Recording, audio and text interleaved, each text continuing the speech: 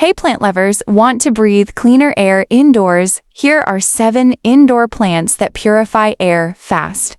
1 is snake plant, removes formaldehyde, benzene, and trichloroethylene, and produces oxygen at night.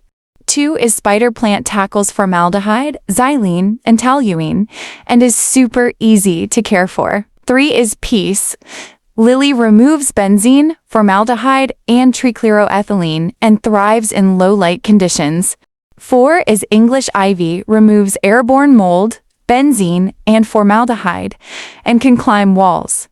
5 is bamboo palm, removes benzene, formaldehyde, and trichloroethylene and adds humidity.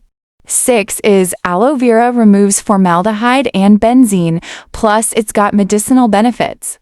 7 is gerbera daisy, removes benzene, formaldehyde, and trichloroethylene, and adds a pop of color.